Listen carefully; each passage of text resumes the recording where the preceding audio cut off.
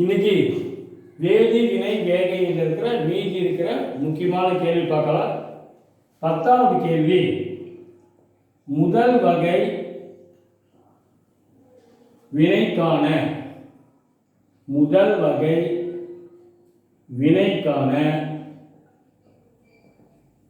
எடுத்துக்காட்டுகள் 3 எழுது.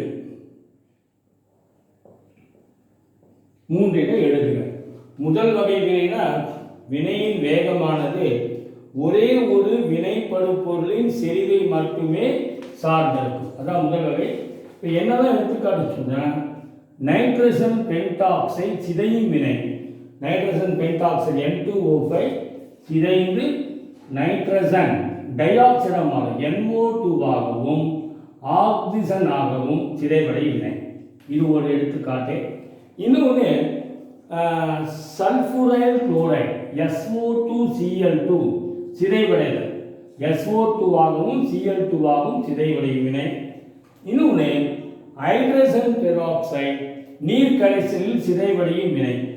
H2O2 நீர் கரைசலில் H2O ஆகவும் அரை O2 ஆகவும் சிதைவடையும். இந்த வினை 3 வினைகள்னா 3 மார்க் கொஸ்டின்ல கேட்கலாம். ஓகே, நெக்ஸ்ட் கவனிங்க. 11வது கேள்வி கவனிங்க. போலி முதல் வகை வினைகள். போலி முதல் வகை வினைகள் என்றால் என்ன? எடுத்துக்காட்டு தருக. போலி முதல் வகை வினைனா ஒரு 2ஆம் வகை வினைல ஏதாவது ஒரு வினைப்படு பொருளின் அளவினை அல்லது செறிவினை, ஏதாவது ஒரு வினைப்படு பொருளின் அளவினால் ஒன்று செறிவினால் ஒன்று, அதை அதிகமாக எடுத்துக்கொண்டால் என்ன ஆகிடும்னா அந்த வினை முதல் வகை வினையாக மாறிவிடும். ஓகே, அதாவது ஒரு 2ஆம் வகை வினையில ஏதாவது ஒரு வினைப்படு பொருளின் செறிவை அதிக அளவில் எடுத்துக்கொள்வதன் மூலம் அந்த வினையை முதல் வகை வினையாக மாற்ற முடியும். அத்தகைய வினைகள் தான் போலி முதல் வகை வினைன்னு பேர். திரும்பி சொல்லலாமா? ஒரு 2ஆம் வகை வினையில, அதாவது வினை வகை 2ஆக இருக்கிற வினையில ஏதாவது ஒரு வினைப்படு பொருளை அதிக அளவு எடுத்துக்கொண்டால் அதை முதல் வகை வினையாக மாற்ற முடியும். அத்தகைய வினைக்கு பேர் தான் போலி முதல் வகை வினைன்னு பேர். எடுத்துக்காட்டு, அமில முன்னிலையில் எஸ்டர்களின் நீரார் பகுப்பு. உதாரணமா CH3COO CH3 மெத்தில் அசிட்டேட். இதை நீரார் பகுப்பு செய்தால் நமக்கு அசிட்டிக் அமிலம் பிளஸ் மெத்தில் ஆல்கஹால் கிடைக்கும். இந்த வினை பார்த்தோன்னா ஆரம்பத்தில் பார்க்கும்போது வினைப்படி வினை வகை 2ஆக இருக்கும். ஆனால் இது நீரை அதிக அளவு எடுத்துக்கொள்றதுனால இது பார்த்தோன்னா முதல் வகை வினையாக மாறிடும். அதாவது வினையின் வேகம் இந்த எஸ்டரின் செறிவை மட்டும்தான் பொறுத்திருக்கும், நீரின் செறிவை பொறுத்திருக்காங்க. சரியா? அப்புறம் 2ஆம் வகை வினையில ஏதாவது ஒரு வினைப்படு பொருளின் அளவினை அதிக அளவு எடுத்துக்கொள்ளும் போது அது முதல் வகை வினையாக மாறும். இதுக்கு பேர் தான் போலி முதல் வகை வினைகள் இது பேர். ஓகே, முக்கியமான விஷயம். சரி, 12வது கேள்வி. நல்ல காலம் 12வது கேள்வி. A gives விளைபொருள். A gives விளைபொருள் என்ற பூஜ்ஜிய வினைக்கான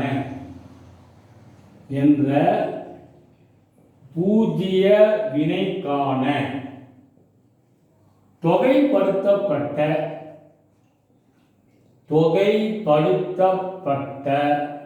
வேக விதியினை வருவிக்க, அல்லது பூஜ்ஜிய வகை வினைக்கான தொகைப்படுத்தப்பட்ட வேக மாறிலி சமன்பாட்டை வருவி. ஒண்ணுதான். சரியா? சரி, முதல்ல பூஜ்ஜிய வகை வினைனா ஒரு வினையின் வேகமானது வினைப்படு பொருளின் செறிவை சார்ந்து அமையவில்லை எனில், வினைப்படு பொருளின் செறிவை சார்ந்து அமையாத வினைதான் பூஜ்ய வகை வினை. அப்போ செறிவு அதிகமாக்கினாலும் வினையினுடைய வேகம் மாறாது. ஓகே, செறிவை பொறுத்து வினையினுடைய வேகமானது மாறுவதில்லை. அதான் பூஜ்ய வகை வினை. ஒரு வினையின் வேகமானது வினைப்படு பொருளின் செறிவை சார்ந்து அமையவில்லை எனில் அத்தகைய வினைக்கு பேர் தான் பூஜ்ய வகை வினைன்னு பேர். இந்த வகை வினைக்கான வேக மாறிலி சமன்பாட்டை வரைவிக்கிறது முக்கியமாக 5 மார்க் கொஸ்டின் கேட்கலாம். ரொம்ப ஈஸி தான். முதல்ல ஏ கிவ்ஸ் வினை பொருள். நல்லா கவனிங்க. சரி, இப்போ வேக விதி சொல்லுங்க. வேக விதிக்கு என்ன ஃபார்முலா? வேகம், வினை வேகம். வினை வேகம் ஈக்குவல் டு வேக மாறிலி இன்டு செறிவு, ஏயின் செறிவு பவர் 0. இது பூஜ்ய வகை. அதனால வினை வகை 0. சரியா? சரி, அடுத்தது வினை வேகத்தை எப்படி எழுதுறோம்? -dA/dt equal to k. நல்லா கவனிக்கணும். a power 0 equal to 1. உங்களுக்கு தெரியும் இல்லையா? எதனுடைய பவர் 0 1 தான். சரியா? அப்போ a பவர் 0 1 ஆயிடும். ஓகே, இது வரைக்கும் கிளியரா? அடுத்து சொல்லுங்க. -dA வினை வேகத்தை இப்படிதான் எழுதும். -dA/dt. -dA ஈக்குவல் டு என்ன ஆயிடும்? k dt. அவ்வளவு. இப்போ நேரம் t = 0 இருக்கும்போது செறிவு, இந்த a இன் செறிவு a ன்னு வச்சுக்கோ. சாரி, a0 வச்சுக்கோ. நேரம் t ஆக இருக்கும்போது செறிவு என்னது? a. சரியா? இந்த எல்லையில லிமிட்ல இந்த சமன்பாடு 1 இதை 1 வச்சுக்கலாம். இந்த சமன்பாடு 1 நம்ம என்ன பண்ணணும்? இன்டகிரேட் பண்ணணும், தொகைக்கெழு செய்ய. இந்த எல்லையில தொடக்கத்தில் செறிவு a0, t நேரத்தில் செறிவு a. இந்த எல்லையில இந்த சமன்பாட்டை நம்ம என்ன பண்ணணும்? தொகைக்கெழு செய்ய. அப்போ இன்டகரல். சரி, நல்லா கவனிங்க. அதுக்கு முன்னாடி சார் இந்த ஈக்குவேஷன் இதுதான் ஒன்று. இந்த சமன்பாட்டை தான் தொகைக்கெழு செய்யணும். நான் வச்சுங்க -dA = k dt. இந்த சமன்பாட்டை நம்ம தொகைக்கெழு செய்யணும் இந்த எல்லையில். அப்போ -dA என்ன லிமிட் சொல்லுங்க? தொடக்கத்தில் செறிவு a0, அப்புறம் a = k மாறிலி வெளியேற்றணும் dt. டைம் ஆரம்பத்தில் 0, அப்புறம் t. ஓகே, இப்போ உங்களுக்கு என்ன சொல்லியிருக்கேன்? இன்டகரல் dxக்கு என்ன வேல்யூனா தொகைக்கெழு x. அப்போ இதுக்கு என்ன வரும் சொல்லுங்க? -dA னா a வரும். ஓகே, சரி. அடுத்து லிமிட்ஸ் அப்ளை பண்ணணும். லிமிட் என்ன வரும் சொல்லுங்க? a0 தொடக்கத்தில் a0, அப்புறம் a. ஓகே, சரி. Equal to k. இதே மாதிரி dt னா என்ன வரும்? dx னா x, dA னா a, அதே மாதிரி dt னா t. ஓகே, t ஆரம்பத்தில் டைம் 0, இறுதியில் t. ஓகே, இப்போ இந்த லிமிட்டை நீங்கள் பிரிச்செடுக்கணும். இது புரிஞ்சுதா? dAக்கு இன்டகிரேஷன் a, மைனஸ்னால மைனஸ் போட்டுட்டோம் இந்த லிமிட்டு. அதே மாதிரி dtக்கு இன்டகிரல் வேல்யூ t, இந்த லிமிட்டை போடணும். இப்போ ஏவை சப்ஸ்டிட் பண்ணுங்க. a. ஓகே, இந்த லிமிட் அப்பர் லிமிட் போடுறோம், அப்புறம் மைனஸ்னு ஒரு நடுவில் போடணும். அதுக்கப்புறம் இந்த லோயர் லிமிட் போடணும். -a வரை a0 போடணும். Equal to k t upper limit, அப்புறம் லோயர் லிமிட் -0. t போட்டு -0. இப்போ என்ன பாருங்க? மைனஸ் ப்ளஸ் ஆகிடுமா? இது மட்டும். அப்போது a0 ப்ளஸ் ஆகிடும், -a equal to kt. Last step or k equal to சொல்லுங்க. அப்போ k சாரி k தானே. அப்போ k equal to a0 minus a/t. இதுதான் பூஜ்ய வகை வினைக்கான தொகைப்படுத்தப்பட்ட வேக விதி. ஓகே, சரி சொல்லுறேன். a கிவ்ஸ் வினைப்பொருள். வேக விதி என்ன? வினை வேகம் ஈக்குவல் டு k a/0 பூஜ்ய வகைனா. அடுத்து சொல்லுங்கள் ஏ போர் 0 1ன்னு ஆகிடும். அதுக்கப்புறம் என்ன பண்ணுங்க டிடி இப்படி கொண்டு போயிடுங்க. இது சமன்பாடு 1. அடுத்தது நேரம் 0 ஆகும்போது செறிவு ஏனா, நேரம் t ஆகும்போது செறிவு ஏ. இந்த எல்லையில் இந்த சமன்பாட்டை தொகைக்கெழு செய்யுங்க.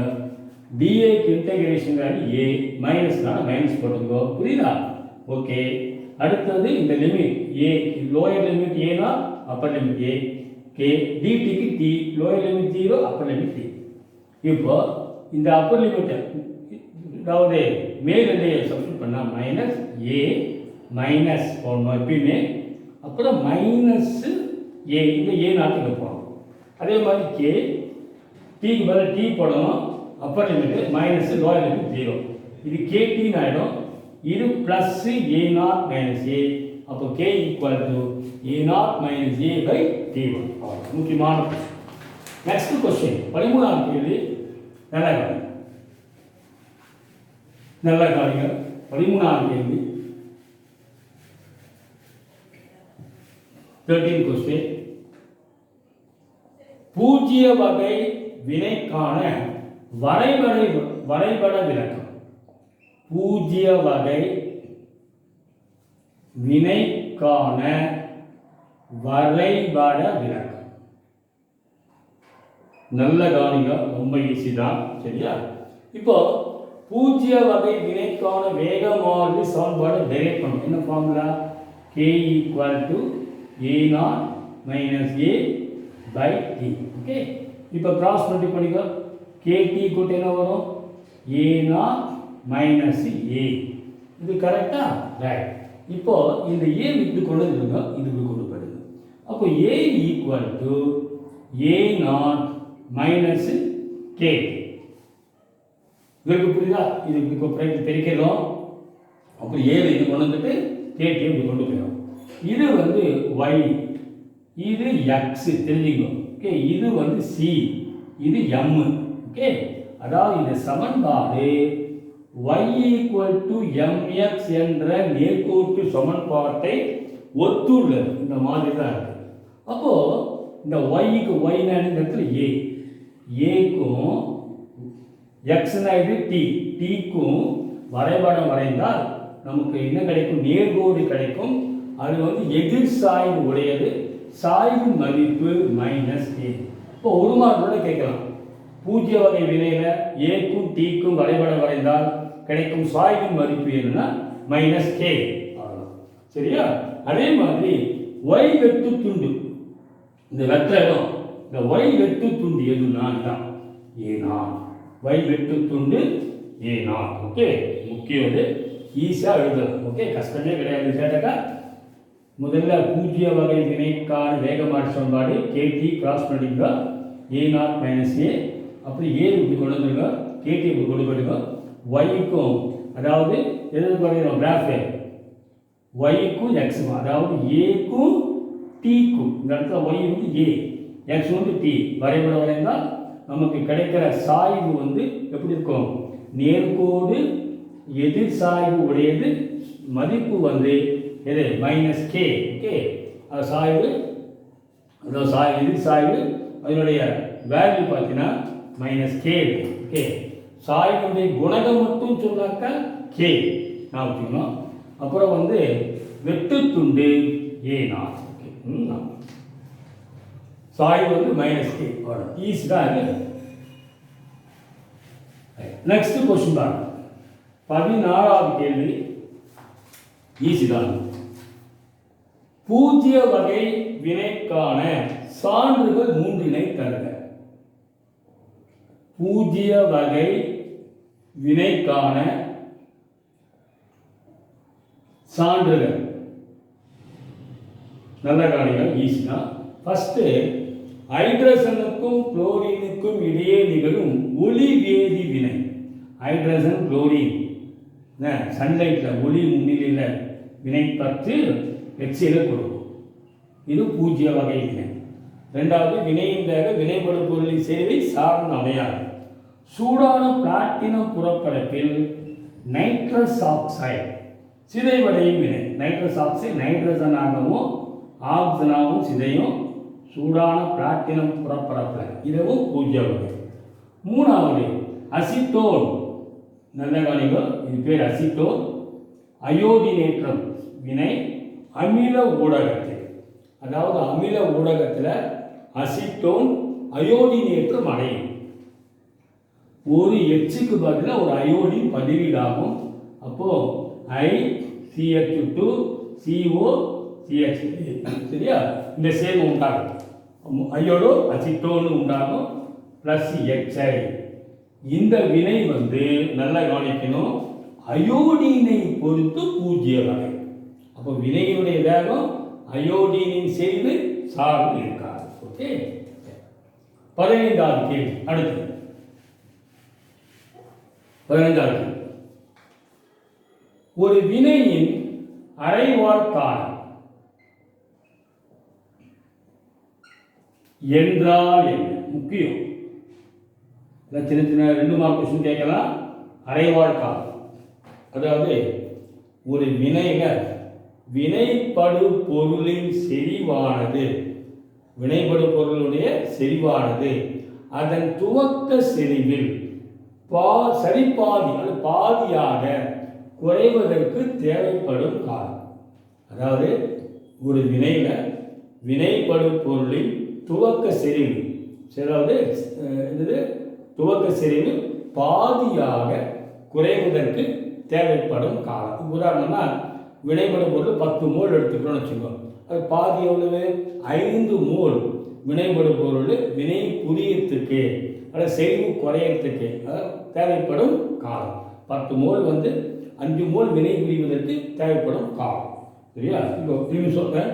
ஒரு வினையில் வினைப்படு பொருளின் செறிவானது, வினைப்படு பொருளின் செறிவானது அதன் துவக்க அளவில், துவக்கத்தை எவ்வளோ எடுத்துக்கிறோமோ அதில் சரிவாதியாக குறைவதற்கு தேவைப்படும் காலம். முக்கியமான விஷயம்.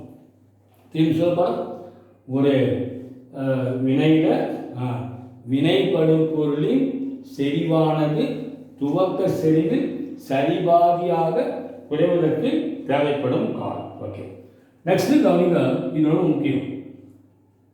ஒரு முதல் வகை வினையில் அரைவாழ் காலம், முதல் வகை வினையில் அரைவாழ் காலம் துவக்க செறிவை சார்ந்து அமைவதில்லை.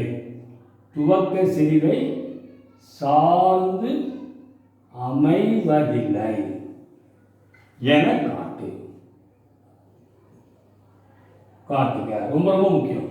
அரைவாழ் காலம் முதல் வகை வினையில துவக்க செறிவை சார்ந்து அமைவதில்லை அப்படின்னு சொல்லுங்க.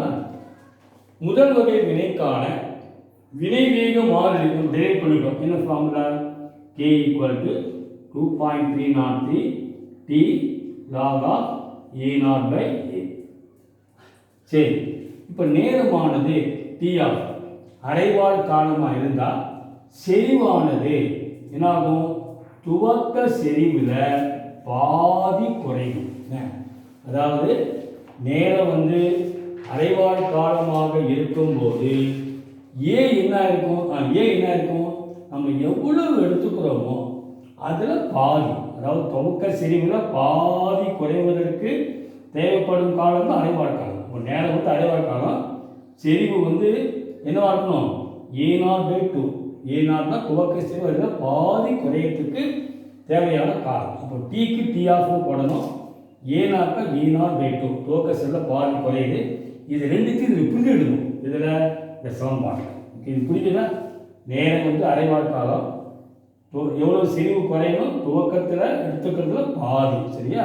அப்போ ரிமைனிங் செறிவு, இந்த செறிவு தான் இருக்கும் எப்போ? அரைவாழ் காலத்தில். ஓகே, இதை புரிஞ்சுடுங்க. அப்போ K = 2.303/T log of A0/A. க்கு என்ன போடணும்? A0/2ன்னு போடணும். கரெக்டா? இந்த A0 எல்லாம் கரெக்டாக 2 மேலே வரும். இப்போ K = 2.303/T log 2.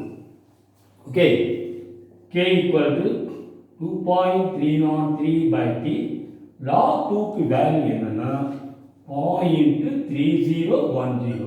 இல்லையா? இது ரெண்டையும் நீங்கள் பிரிக்கணும் 0.6932 வரும். Divided by TR. ஓகே, இது கே மதிப்பு. இப்போ கே வினைவேக மாறிலிக்கும் அரைவாழ் காலத்துக்குள்ள தொடர்பு. இப்போ டி ஆஃப் தான் வேணும். டி ஆஃப்னா 0.6932 பை கே. இது ரொம்ப ரொம்ப முக்கியம்.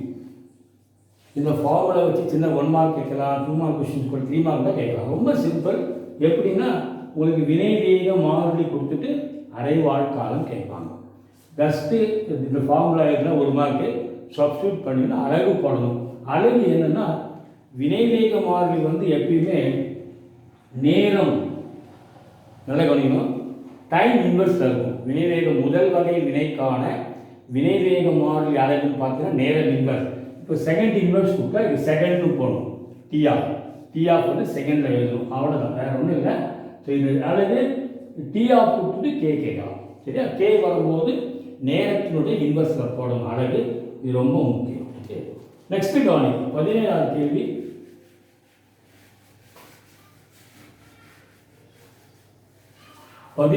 கேள்வி, பூஜ்ய வகை வினைக்கான அரைவாழ் காலத்தின் மதிப்பை கண்டுபிடி. பூஜ்ய வகை வினைக்கான அரைவாழ் காலத்தின்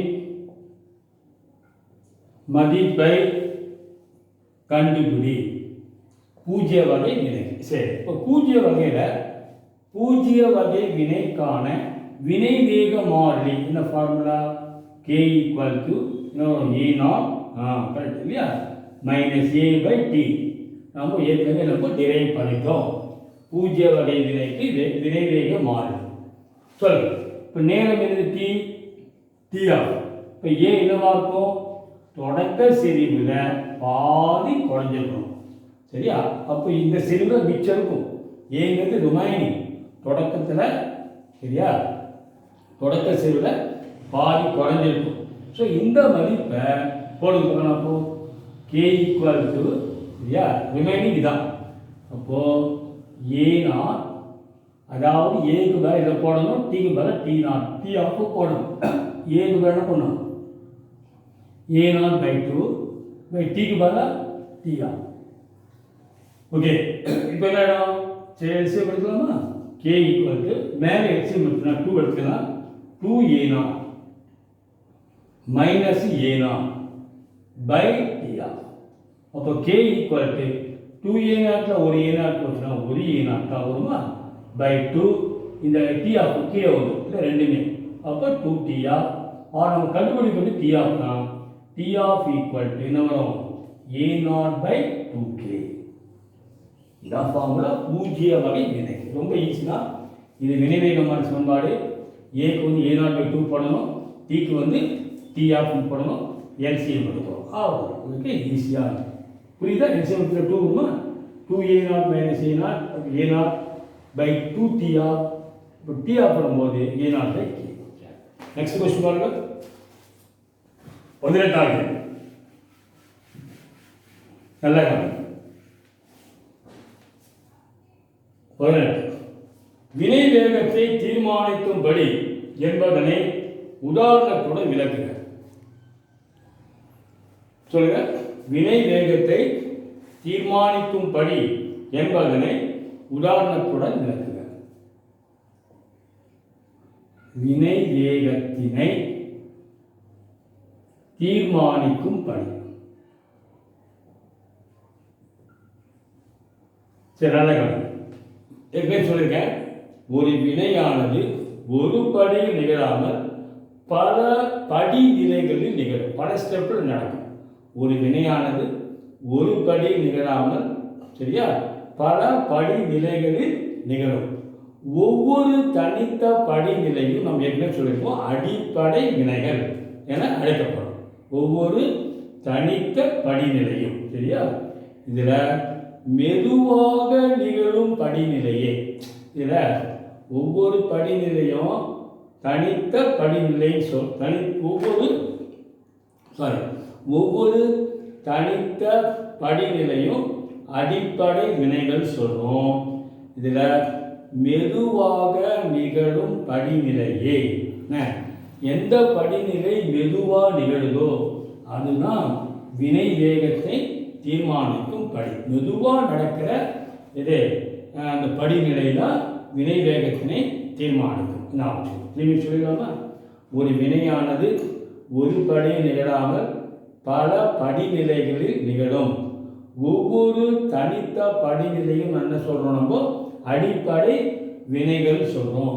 இது மெதுவாக நிகழும் படிநிலையே வினை வேகத்தை தீர்மானிக்கும் படி. இப்போ உதாரணம் பார்த்தீங்கன்னா H2O2 அயோட் I- முன்னிலையில் சிதைவடையும் வினை என்னவா சிதைது? நீராகவும் ஆக்சிஜனாகவும் சிதைவு. இந்த வினை 2 படி நிகழும். ஃபர்ஸ்ட் ஸ்டெப்பில் H2O2 I- வினைப்பட்டு என்ன கிடைக்கும்? H2O + OI- கொடுக்கும். ரெண்டாவது படியில் இந்த OI- திரும்பி எதோட வினை புரியுதுன்னா சொல்லுங்க H2O2 போகிறோம். திரும்பி H2O2 உடைய இந்த OI- ரெண்டாவது மூலக்கூறோட சரியா, முதல் மூலக்கூறோடு சேர்ந்து I- இது உண்டாது. அடுத்து இன்னொரு மூலக்கூறோட வினைப்பட்டு என்ன ஆகும்? H2O-யும் + O2 + I- கிடைக்கும். இது ரெண்டுத்தையும் நீங்கள் கூட்டினா இந்த சமன்பாடு கிடைக்கும். ரெண்டுத்தையும் கூட்டினா நெட்டு பார்த்தீங்கன்னா இந்த ஈக்குவேஷன் கிடைக்கும். சரியா? சரி, சும்மா தெரிஞ்சுக்கணும். ரெண்டுத்தையும் கூட்டினா நல்லா கணிங்க. இது 2 கேன்சல் ஆகிடுமா? அப்போ 2 H2O2 இது 2 தானே ப்ளஸ் I- இந்த பக்கம் 2 வாட்டர் ப்ளஸ் O2 இது கேன்சல் ஆகும். சரி, இப்போ கவனிங்க. இந்த படிநிலை 1ல் H2O2 மற்றும் I- ஆகிய 2 வினைபடு பொருளும் இருப்பதால் இந்த 2 வினைபடு பொருளும் இருக்கிறதுனால இந்த படிநிலையே வினை வேகத்தை தீர்மானிக்கும். இதுதான் மெதுவாக நிகழ்கிற படி. ஓகே, இதுதான் மெதுவாக நிகழ்கிற படி. இதில் முதல் படியில் இந்த 2 வினைபடு பொருளுமே இடம்பெறதுனால இதுதான் வினை வேகத்தை நிர்ணயிக்கும் படி. ஓகே, நெக்ஸ்ட் கவனிக்கும் 5 மார்க் கேள்வி. இது கொஞ்சம் நல்லா புரிஞ்சுக்கணும். பெரிய கொஸ்டின் தான் இந்த பாடத்திலேயே பெரிய கேள்வி. இரு மூலக்கூறு வினைக்கான மோதல் கொள்கையை சுருக்கமாக விளக்குக. கொஞ்சம் நல்லா கவனிக்க, ஸ்லோவாக சொல்ல. மோதல் கொள்கை, இந்த கொள்கையானது வாயுக்களின் இயக்கவியல் கொள்கையை அடிப்படையாக கொண்டது. வாயுக்களினுடைய இயக்கவியல் கொள்கையை அடிப்படையாக கொண்டது. சரி, இந்த கொள்கையின்படி தலைவர்கள் வினைப்படு பொருள்களின் மூலக்கூறுகளுக்கிடையே மோதல் நிகழ்வதால் வேதி வினை நிகழ்வு. இந்த கொள்கை என்ன சொல்லுதுன்னா, வினைப்படு பொருள்கள் மூலக்கூறுகளுக்கிடையே வினைப்படு பொருள்களின் மூலக்கூறுகளுக்கிடையே மோதல் நிகழ்வதால் வேதி வினை நிகழ்வுன்னு சொல்லுது. இப்போ A2 B2 2 மூலக்கூறுகள் நல்ல மோதல் காரணமாக 2 மூலக்கூறுகளின் மோதல் காரணமாக ஒரு வேதி வினை நிகழ்வதாக கருதுவோம். A2 B2 சேர்ந்து AB உண்டாகும். சரியா? இந்த வினையில் தெரிஞ்சுக்கணும், வினை வேகம் எதற்கு நேரத்தில் இருக்குன்னா நல்ல கவனிக்கணும். 1 லிட்டர் கன அளவில் ரெண்டுமே வாயுக்கள். 1 லிட்டர் கன அளவில் 1 வினாடியில் மோதலும் எண்ணிக்கைக்கு நேர் விகிதத்திருக்கும். நல்லா கவனிக்கணும். வினையினுடைய வேகம் எதுக்கு தெரியுமா நேர் விகிதத்திருக்கும்? 1 லிட்டர் கன அளவில் 1 வினாடியில் நிகழும் மோதல்களின் எண்ணிக்கைக்கு நேர் விகிதத்தில் இருக்கும். அதுக்கு பேரு தான் மோதல் வீதம்னு சொல்றோம். மோதல் வீதத்திற்கு நேர் விகிதத்தில் இருக்கும். இந்த பாட்டு புரியுதா? 2 A2 B2 சேர்ந்து மோதலின் காரணமாக நிகழும் வினையை கருதுவோம். வினை வேகம் மோதல் வீதத்துக்கு நேர் விகிதத்தில் இருக்கும். மோதல் வீதம் என்ன சொன்ன? 1 லிட்டர் கன அளவில் 1 வினாடியில் நிகழும் மோதல்களின் எண்ணிக்கை. சரியா? சரி, அதாவது 1 லிட்டர் கன அளவில் 1 வினாடியில் மோதலுறும் மூலக்கூறு எண்ணிக்கை. திரும்பி சொல்லுங்க. வினை வேகம் எதுக்கு நேரிட்டு இருக்குன்னா 1 லிட்டர் கன அளவில் 1 வினாடியில் சரியா மோதல் உறும் மூலக்கூறுகளின் எண்ணிக்கைக்கு நேரிட்டு இருக்கும். இப்போ நிறைய மூலக்கூறுகள் மோதிச்சுன்னா வினை வேகம் நல்லா இருக்கும். சரியா நிறைய மூலக்கூறு அதாவது குறைவான மூலக்கூறு மோதிச்சுன்னா வினை வேகம் குறையும் தான். இந்த பாயிண்ட் மட்டும் நான் வச்சுக்கணும். ஸோ வினை வேகம் மோதல் வீதத்துக்கு நேர் வீதம். மோதல் வீதம் நான் சொன்னேன் 1 லிட்டர் கடவுள் 1 வினாடியில் ஏதாவது மோதல் வரும் மூலக்கூறுகளின் எண்ணிக்கை. சரி, இந்த மோதல் எண்ணிக்கை எப்படி இருக்குன்னா A2 மற்றும் B2வின் செறிவுக்கு நேரிட்டு இருக்கும். இப்போ செறிவு அதிகமாக இருந்தால் மோதலும் மூலக்கூறு எண்ணிக்கையும் அதிகமாகும். அப்போ பாருங்க, மோதல் வீதம் இவ்வளோ சிம்பிளாக சொன்னால் போதும். வினை வேகம் மோதல் வீதத்துக்கு நேர் வீதம். மோதல் வீதம் எதுக்கு நேர் வீதம் இருக்கும்? செறிவுக்கு நேர் வீதம் அல்லது ஒரு மாறிலி that into A2 into B2 தான் மோதல் வீதம். ஓகே, அப்போ திரும்ப சொல்லுவோம். அடுத்தது 4வது பாயிண்ட் பாருங்க. 298 கெல்வின் ஒரு வழியழுத்தத்தில் 1 வினாடியில் 10 செகண்டில் என்ன வச்சுக்கணும் 10⁻9 மோதல்கள் நிகழ்வதாக கருதினார். அதாவது இயக்கவியல் கொள்கைப்படி 1 செகண்டில் 10⁻9 மோதல் நிகழ்வதாக கருதினால் அப்போது ஒரு மோதல் எப்போ திரும்ப நிகழும் 10⁻⁻9 செகண்டில் முடியும். அதாவது ரொம்ப சின்ன செகண்டில் 10⁻⁻ செகண்ட்லேயே ஒரு மோதல் நடந்துடும். சரியா? இப்போ ஒவ்வொரு மோதலும் வினை நிகழ காரணமாக இருந்தால் வினையானது 10⁻⁻9 செகண்ட்லேயே வினை முடிஞ்சிடும். சரியா? ஆனால் அப்படி நடக்கிறது. திரும்பி சொல்லிடலாமா? வாயு இயக்கவியல் கொள்கைப்படி 298 கெல்வின் ஒரு வழியழுத்தத்தில் 1 வினாடியில் 10⁻9 மோதல் நிகழ்வு. அப்போ ஒரு மோதல் 10⁻⁻9 செகண்டிலே நடக்கும். ஒவ்வொரு மோதலும் விளைபொருளை தருவதாக கொண்டால் வினையானது இந்த செகண்ட்லேயே வினை முடிஞ்சிடும். ஆனால் அவ்வாறு முடிவதில்லை. அப்போ வினை நிகழும்னா மோதலும் மூலக்கூறுகள் குறிப்பிட்ட ஆற்றல், அதாவது கிளறு ஆற்றலை பெற்றிருக்கும். குறிப்பிட்ட ஆற்றல் இருக்கிற மூலக்கூறு தான் மோதி விளைபொருளை தரும். அதனால் அதாவது சும்மால வினை நிகழ வேண்டுமெனில் மோதலும் மூலக்கூறுகள் குறிப்பிட்ட அளவு ஆற்றல் கிளறு ஆற்றலை பெற்றிருக்க வேண்டும். அப்போ எல்லா மூலக்கூறுக்கும் அந்த ஆற்றல் இருக்காது. ஓகே, அப்போது வினை நிகழ காரணமாக அமையும் அல்லது அந்த கிளர்வு ஆற்றலை பெற்றிருக்கின்ற மூலக்கூறுகள் அப்படி சொல்லலாம்.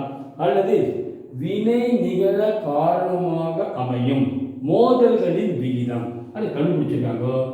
F = வினை நிகழ காரணமாக அமையும் மோதல்களின் விகிதம் E = -EA/RT. திரும்பி சொல்லலாமா? வினை நிகழ்வதற்கு காரணமாக அமையும் மோதல்களின் விகிதம் இது ஃபார்முலா. ஓகே, அதாவது எல்லா மோதலுமே உங்களுக்கு என்ன விளைபொருளை தருவதில்லை. வினை நிகழும் வேண்டும் என்றால் மூலக்கூறுகள் குறிப்பிட்ட அளவு கிளர்வு ஆற்றலை பெற்றிருக்கணும். அந்த வினை நிகழ காரணமாக அமையும் மோதல்களின் விகிதம் உங்களுக்கு கொடுத்துருக்காங்க. ஓகே, இதான்.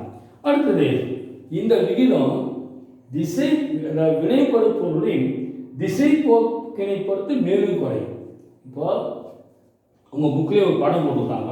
இப்போ இந்த மாதிரி வச்சுங்களேன், நிறைய இப்போ AABB ரெண்டும் போச்சுன்னா நமக்கு விளைபொருள்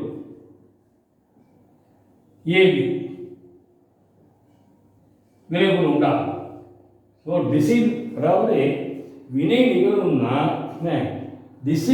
திசை போக்கு முக்கியம். இப்படி மோதிச்சுன்னா விளைவுகள் உண்டாகும். அப்படி இல்லாமல் இந்த மாதிரி வச்சுக்கணும், ஏஏ பிபி மோதிச்சுன்னா விளைபொருள் உண்டாகாது. உங்கள் புக்கில் இந்த மாதிரி படம் போட்டிருப்பாங்க. அப்போது நல்ல சொல்ல இந்த விகிதம் திசை போக்கினை பொறுத்து மேலும் குறையும். ஓகே, அப்போது தகுந்த திசை போக்கு அமைந்துள்ள, அதாவது தகுந்த திசை போக்கும் அமைந்துள்ள வினை நிகழ போக்குடன் அமைந்துள்ள, தகுந்த திசை போக்குடன் அமைந்துள்ள வினை நிகழ காரணமான உள்ள மோதல்களின் எண்ணிக்கையை இட அமைவு காரணி பி தருகிறது. சொல்லுங்க, அதாவது தகுந்த திசை போக்குடன் அமைந்துள்ள, தகுந்த திசை போக்குடன் அமைந்துள்ள வினை நிகழ காரணமான மோதல்களின் எண்ணிக்கையை இட அமைவு காரணி பி ஸ்டெரிக் ஃபேக்டர்னு சொல்றோம். அது தருகிறது. அதாவது தகுந்த திசை போக்குடன் வினை நிகழ காரணமாக உள்ள மோதல் எண்ணிக்கை பிங்கிற ஃபேக்டர், இது பேர் சொன்ன இட அமைவு காரணி தருகிறது. அப்போ வினை வேகம் எப்படி இருக்கும்னா இதை கொடுத்து பாருங்க. அதாவது வினை வேகம் ஈக்குவல் டு மோதல் வேகம் போட முடியாது. சரி, நல்லா கவனிங்க. ஸோ வினை வேகம் ஈக்குவல் டு நல்லா ஓகே. இன்னொரு பாருங்க, ஒரு நிமிஷம். ஸ்டெரிக் ஃபேக்டரிங் பொறுத்தது. அப்புறம் இதுக்கு என்ன பேர் சொன்னேன், மோதல்களின் விகிதம்.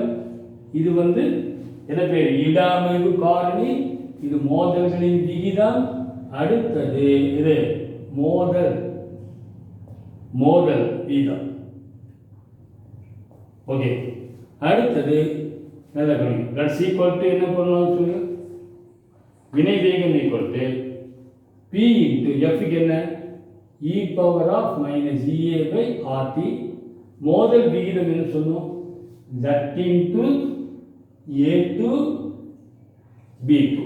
ஓகே, சரி. அப்போ உங்களுக்கு தெரியும் ஏற்கனவே வினை வேகம்னா என்ன, வினை வேகத்தின் ஃபார்முலா கே இன்டு ஏ டூ இன்டு பி டூ. பொதுவாக தான் குறிப்போம் வினை வேகத்தை குறிக்கிறது. அப்போது இந்த சமன்பாடு 1ஐயும் சமன்பாடு 2ஐயும் நம்ம தொடர்பு படுத்தினா கேக்கு என்ன கிடைக்கும் பாருங்க, கே ஈக்குவல் டு என்ன பாருங்க, P E power minus E A by RT Z. இது வரைக்கும் எழுது. ஒரு தடவை வேகமாக திரும்பி சொல்லிடுறேன்.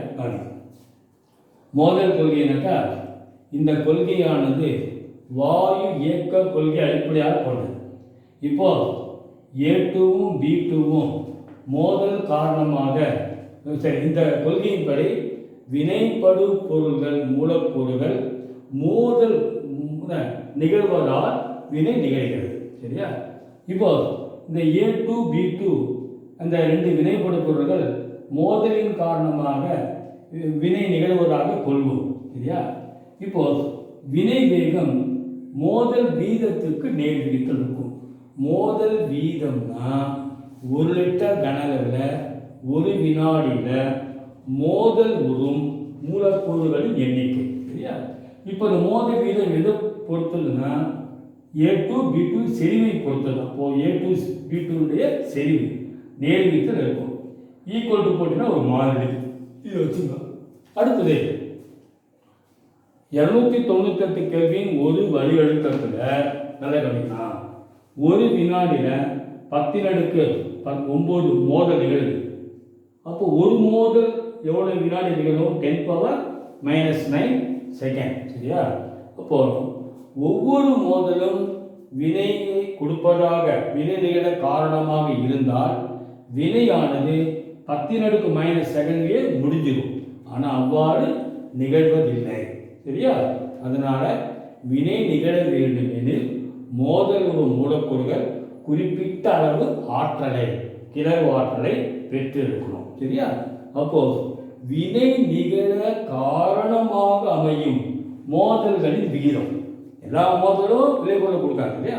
வினை நிகழ்த்துக்கு காரணமாக இருக்கிற மோதலின் விகிதம் இது அமைக்கணும் எஃப்.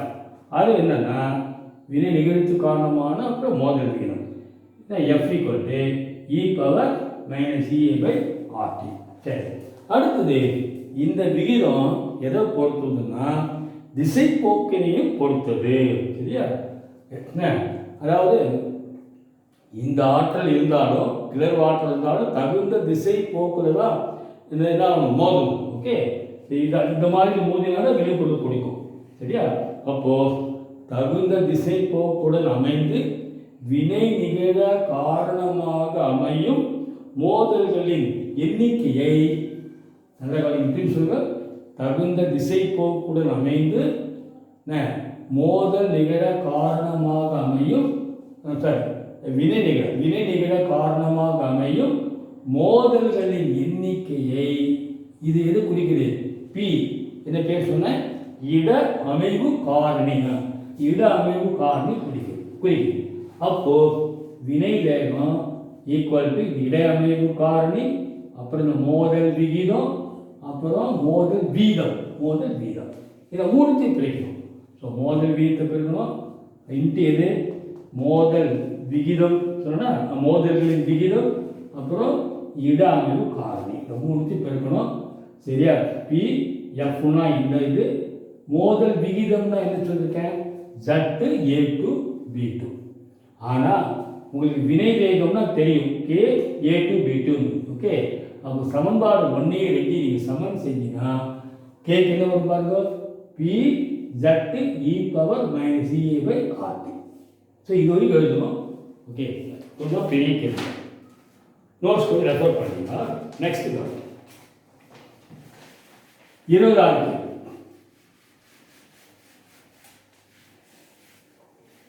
ரைட். அறிவிய சமன்பாடு.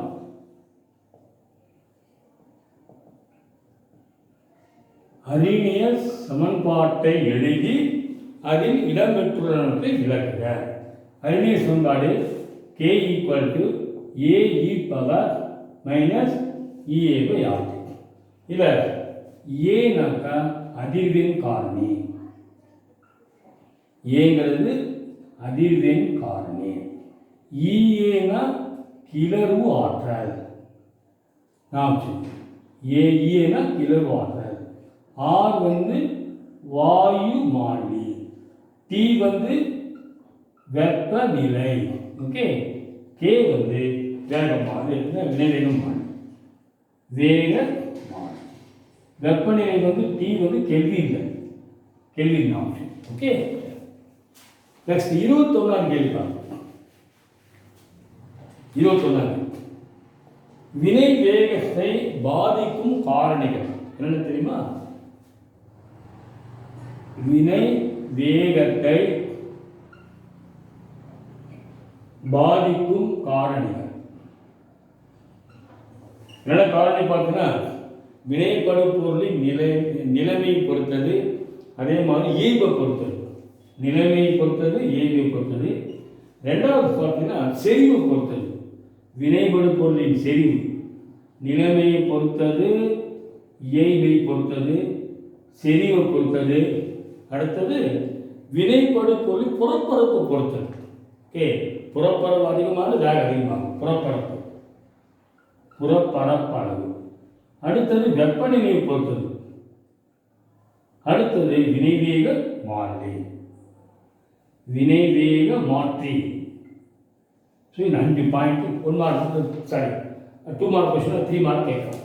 வினைவேகத்தை பாதிப்பான நிலைமை, இயல்பு, செறிவை பொறுத்தது, புறப்பரப்பு, வெப்பநிலை, வினைவேக மாற்றி. இதில் ஒரு 3 தான் உங்களுக்கு முக்கியம், நல்லா கவனிக்க.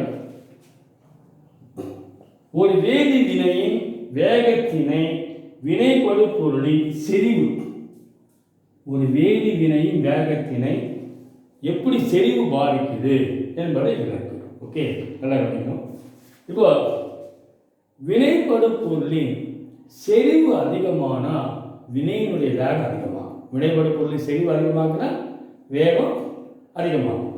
என்ன காரணம்னா செறிவு அதிகமாகும் போது மோதல் அதிக மோதல் நிகழ வாய்ப்பு இருக்கிறது. மோதல் நிகழ வாய்ப்பு இருக்கிறது. ஓகே, திரும்பி சொல்லப்போனால் செறிவு அதிகமானால் மோதல் நிகழ அதிக வாய்ப்பு இருக்கிறது. நிறைய மோதல் நிகழும் அப்படி கூட சொல்லிக்கலாம். ஓகே, எனவே வினையினுடைய வேகம் அதிகரிக்கும். திரும்பி சொல்லப்போனால் வினையினுடைய வேகம் செறிவு அதிகரிப்பதால் வேகம் அதிகரிக்கும். என்ன காரணம்னா செறிவு அதிகமாச்சுன்னா வினைபடு பொருளின் மூலக்கூறுகளுக்கிடையே மோதல் எண்ணிக்கையும் அதிகமாகும். அதனால் வினை வேகம் அதிகரிக்கும். ஓகே, நெக்ஸ்ட் கொஸ்டின் பாருங்க. ஒரு வேதி வினையின் வேகத்தை வினை வேக மாற்றி எவ்வாறு பாதிக்கிறது? சரிங்களா? வினை வேக மாற்றினா என்னன்னாக்கா தெரிஞ்சுங்க, தான் வேதிவினை ஈடுபடாது. அதாவது ஒரு நிரந்தரமான வேதி மாற்றத்துக்கு உட்படாது, அது ஈடுபடாது வேதி வினையில். புரியுதா? வினை வேக மாற்றினால் ஒரு நிரந்தரமான வேதி மாற்றத்திற்கு உட்படாமல் வினையின் வேகத்தை மட்டும் மாற்றும் செய்யணும். வேகத்தை மட்டும் மாற்றும். ஆனால் தான் என்ன சொல்வாங்க, நிரந்தரமான வேதி மாற்றத்திற்கு உட்படாது. ஓகே, சரி. இப்போ வினை வேக மாற்றியை போட்டினா கிளர்வு ஆற்றல் குறையும். இப்போ சாதாரணமாக இப்போ கிளர்வு ஆற்றல் இவ்வளோ ஒரு வினைக்கு கிளர்வு ஆற்றல் வச்சுக்கோங்க, வினை வேக மாற்றி போட்டால் கிளர்வு ஆற்றல் குறைஞ்சிடும்.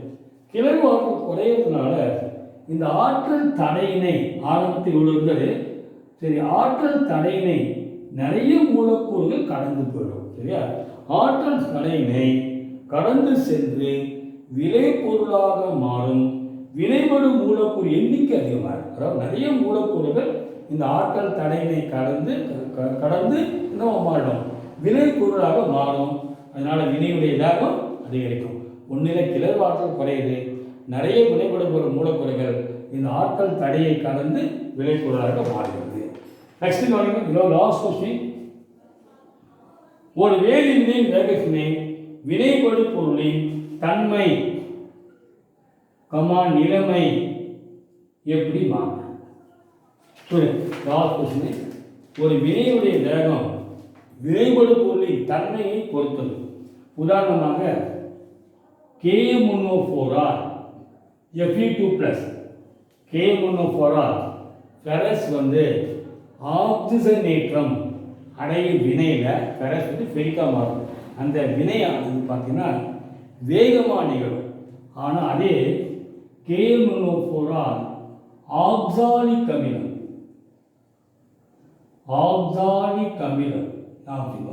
ஆக்சிஜனேற்றம் அடையும் வினை மெதுவாக நிகழும். இது வேகமாக நிகழும், இது மெதுவாக நிகழும். அப்போ தன்மையை பொறுத்தது. ஸோ இந்த வினைக்கு பார்த்தீங்கன்னா 60 டிகிரி வெப்பம் தேவைப்படும். திரும்பி சொல்கிறேன், K3O4R Fe2+ ஆக்சிஜனேற்றம் அடைவதை ஒப்பிடும்போது ஆக்சாலிக் அமிலம் ஆக்சிஜனேற்றம் அடையும் வினை மெதுவாக நிகழும். 60 டிகிரி வெப்பம் தேவைப்படும். அதே மாதிரி நிலைமை பார்த்தீங்கன்னா